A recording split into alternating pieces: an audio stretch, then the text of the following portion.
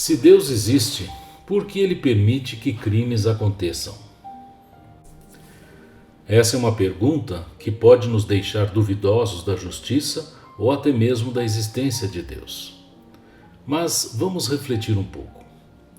Vamos supor que Deus exista. Se Ele existe, Ele é todo-poderoso em todos os quesitos, tendo criado a todos nós, espíritos encarnados ou desencarnados, e ao universo todo, material e imaterial, sendo perfeito em sua criação. E Deus não deixaria por menos no quesito da sua justiça divina, uma vez que é perfeito, correto?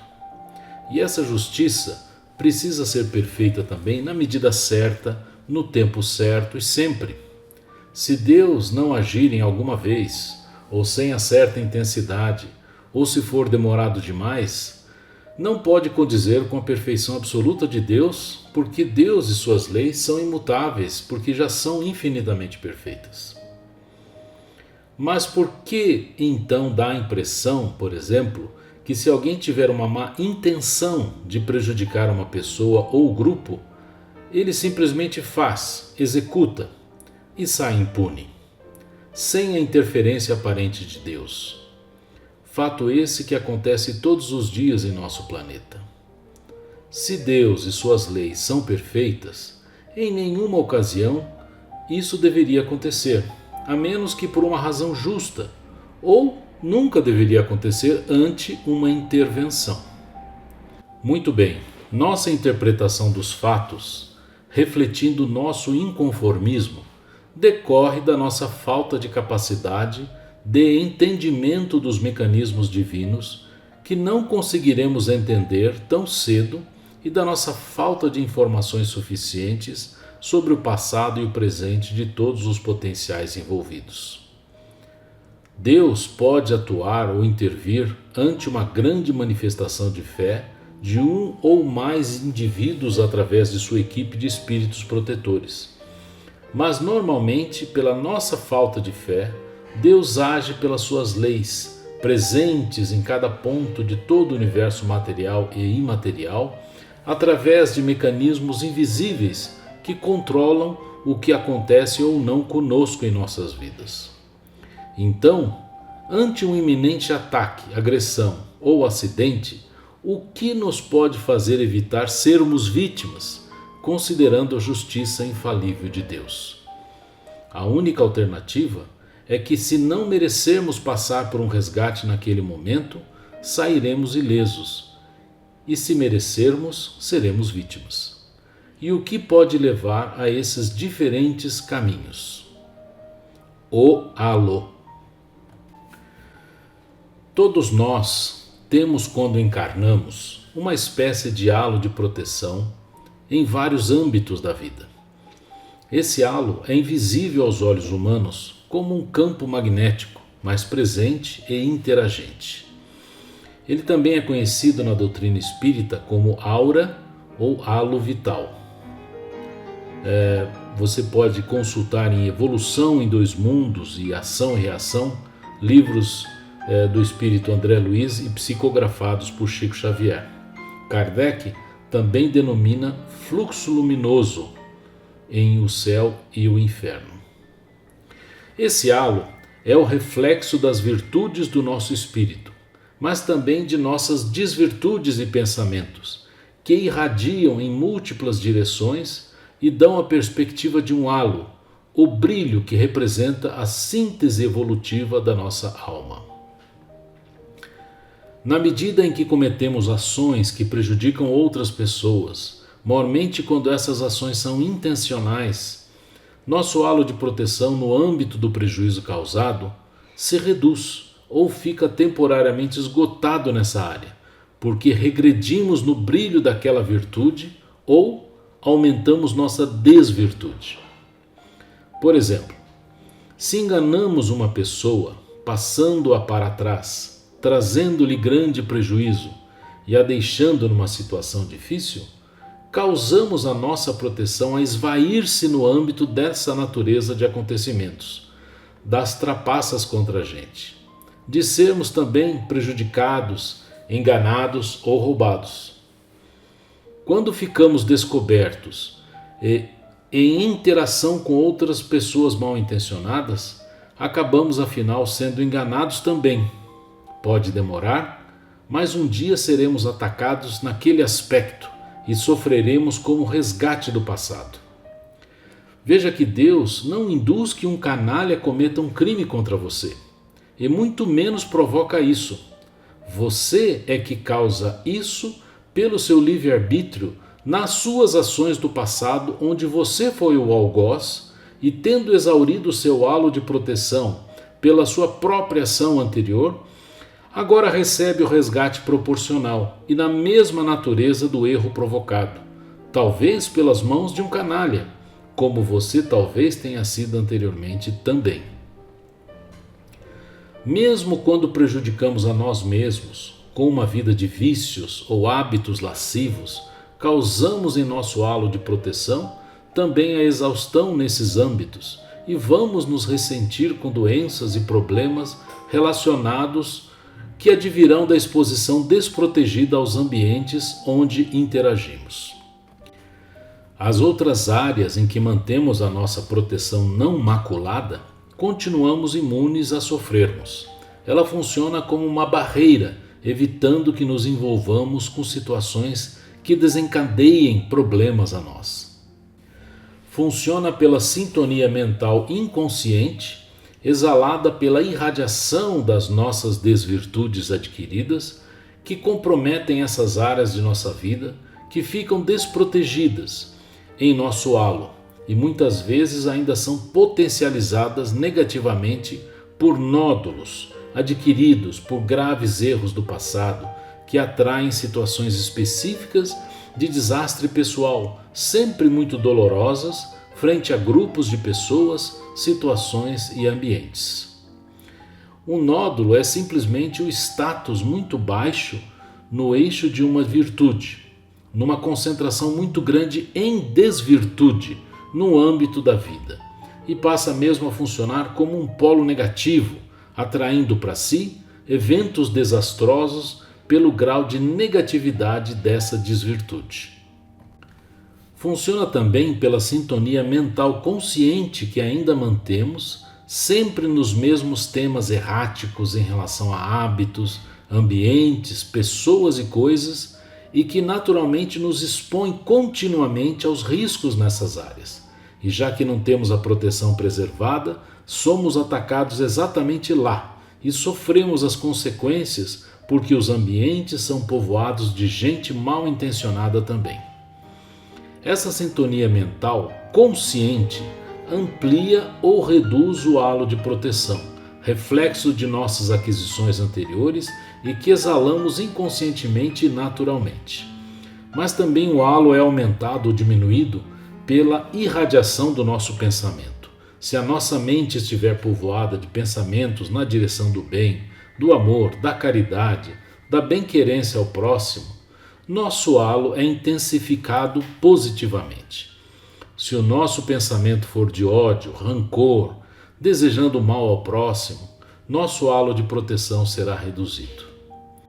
Essa sintonia geral é o casamento perfeito entre as intenções conscientes mais as inconscientes do espírito, funcionando como um elemento interagente ou buscador e as do ambiente oferecedor, numa situação que deve trazer um mal ao espírito, cujo halo está desprotegido em certos âmbitos, ao interagir nos ambientes cujas circunstâncias ou participantes tendem a prejudicar os outros. Irradiamos nossa presença espiritual como se fosse uma onda multidimensional, onde cada eixo representa a irradiação positiva ou negativa em um âmbito específico da vida. Cada eixo multidimensional representa a amplitude de uma virtude na direção positiva e a desvirtude na direção negativa, em relação à situação neutra ou zero do eixo. Por exemplo, humildade ou orgulho, esse último talvez amplificado por nódulos formados a partir de episódios em que a pessoa humilhou muito a outros no passado. Altruísmo ou egoísmo, esse talvez amplificado por nódulos formados a partir de episódios em que a pessoa tomou para si recursos, deixando outros em situação muito difícil. Bondade ou maldade, esta talvez amplificada por nódulos formados a partir de episódios em que a pessoa maltratou muito ou cometeu graves crimes contra outras pessoas. Justiça ou injustiça, esta talvez amplificada por nódulos formados a partir de episódios em que a pessoa cometeu injustiças muito graves contra outras pessoas. Honestidade ou desonestidade, esta talvez amplificada por nódulos formados a partir de episódios em que a pessoa foi desonesta contra muitas pessoas em grande escala. Bravura ou covardia, esta talvez amplificada por nódulos formados a partir de episódios em que a pessoa foi covarde contra pessoas indefesas. E assim por diante, numa sucessão muito vasta de parâmetros de evolução do espírito humano.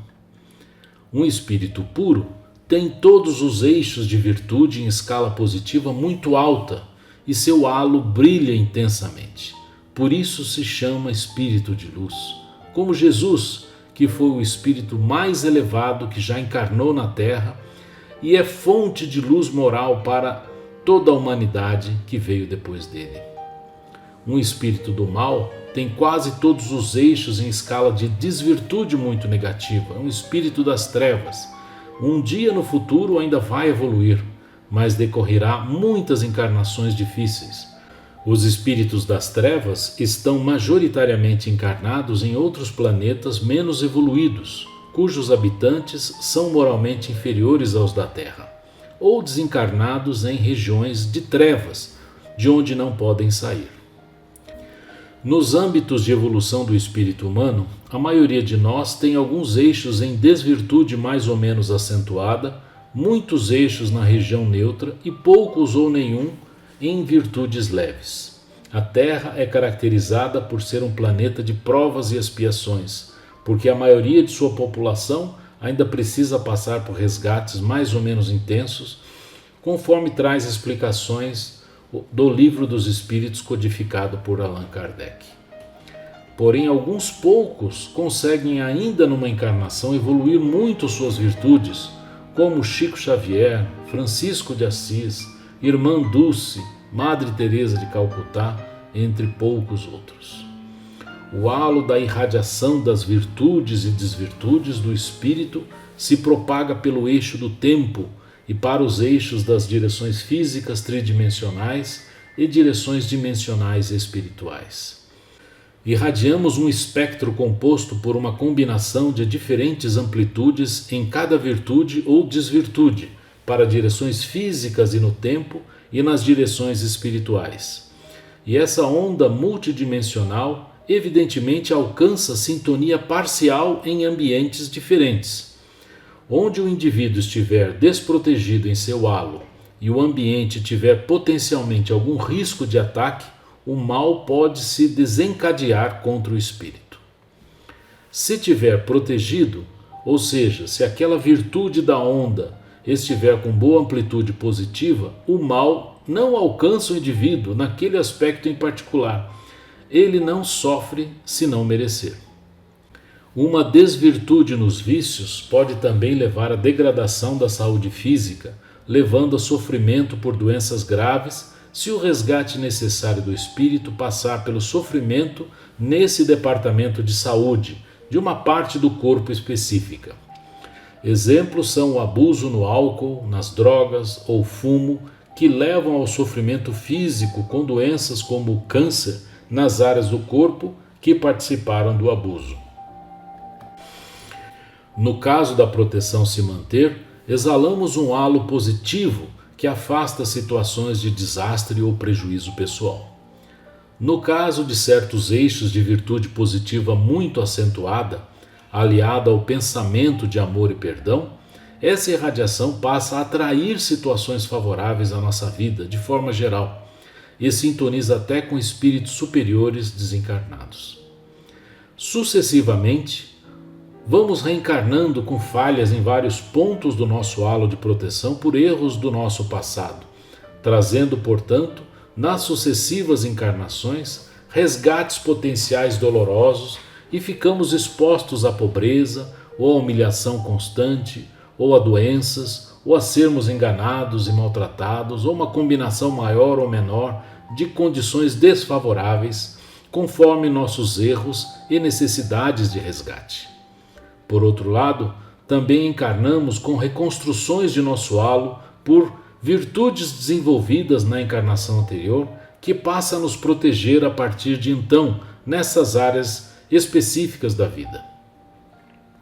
O resgate decorre, portanto, de uma espécie de afinidade entre a falta de proteção de nosso halo e situações do ambiente onde o indivíduo interage, que leva a situações de prejuízo pessoal naquele âmbito da vida. No caso de crimes, quando a intensidade deles é muito hedionda, ou se menos cruel, porém praticada de forma repetida, ou ainda quando é cometido contra toda uma comunidade ou população, não só o halo de proteção se exaure, como se atrela ao espírito por pura afinidade um nódulo escuro que faz o espírito se transformar num atrator mesmo de situações desastrosas para o indivíduo. Por exemplo, um assassino que mata de forma cruel os seus irmãos experimentará o horror de ser tratado de forma dolorosa por outros, porque não só está mais protegido nesse âmbito da vida, mas está mesmo atraindo esse tipo de evento para si durante essa e as próximas encarnações. Um político corrupto que, pela mentira e manipulação ideológica, manteve-se no poder e enriqueceu-se às custas do povo, deixando pobreza e fome à população, ou um ditador sanguinário que mantém a coletividade sob ameaça e sacrifica liberdade e vidas para manter-se no poder, são indivíduos que, pela escala de seu dano à sociedade, contra milhares ou milhões de pessoas, vão adquirir no avanço da consecução de suas atrocidades manchas escuras muito densas, enormes núcleos de atração nefasta que vão atrair toda sorte de dificuldades para si, numa vida muito penosa, também no âmbito da pobreza, da doença, deficiências e da humilhação, e por muitas encarnações, até que os nódulos se extinguam gradualmente, na proporção do depuramento do espírito que vem com o sofrimento estendido no tempo. O resgate pode começar nesta ou em encarnações seguintes, porque Deus permite que o indivíduo se arrependa ainda nesta encarnação e inicie uma jornada compensatória de auxílio ao próximo e caridade, de forma a diminuir os seus débitos. Mas a contabilidade divina é perfeita, e mesmo um pequeno saldo negativo de ações contra o próximo terá seu efeito futuro na forma de resgate de sofrimento mais ou menos intenso. Essa contabilidade está indexada aos graus de virtude ou desvirtude em vários âmbitos da vida e assim permanece enquanto as desvirtudes não se transformarem em virtudes pelas sucessivas encarnações, sofrimentos de resgate, aprendizados, caridade e evolução.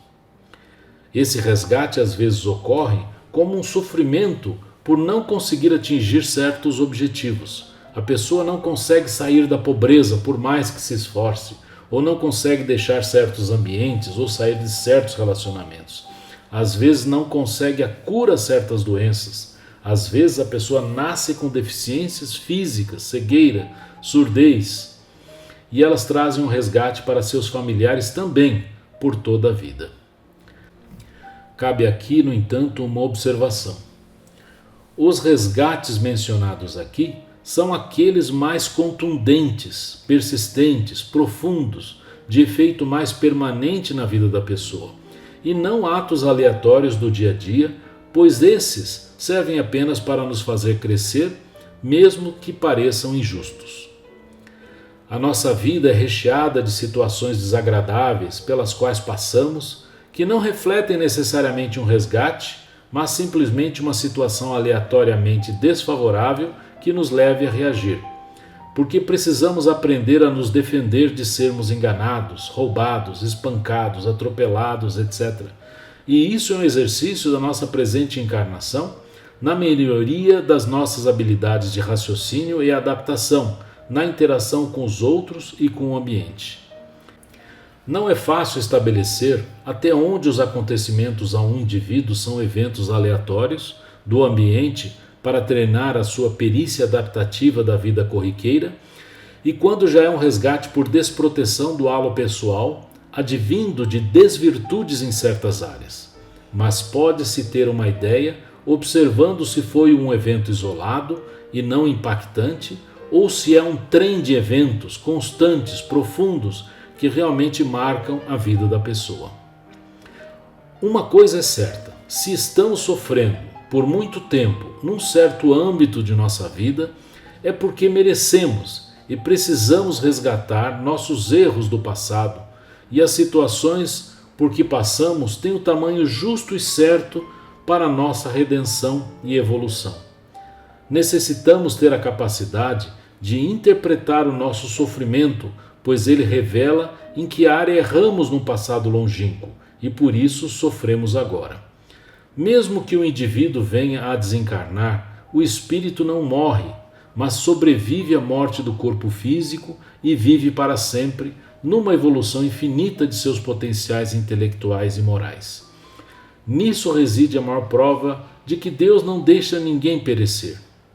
Ninguém consegue eliminar seu semelhante de forma definitiva. Quem morre sofre a interrupção da vida material de uma encarnação difícil para ter uma nova oportunidade mais à frente. Quem tentou eliminar o seu irmão acha que conseguiu, até que, desencarnado, descobre que o outro continua vivo e em condição melhor que a sua. Quem prejudica pessoas de forma intencional, quem pratica crimes, pode até conseguir momentaneamente o fruto material de sua infração, mas com a consecução do ato maléfico, perde instantaneamente a sua proteção no âmbito do mal causado e vai inexoravelmente sofrer as consequências no futuro. O plantio no mal é facultativo e do arbítrio individual, mas a colheita do resgate é obrigatória e atrelada à natureza do que fez anteriormente. Aquele que cometeu suicídio descobre que não morreu, mas sua individualidade continua viva, porém habitando agora o umbral, zona de sombras, para lá deslocado pelo grande mal que se auto-infligiu e permanecerá preso pela sua própria consciência até que tenha resgatado uma parte de seus débitos e tenha se arrependido e pedido ajuda.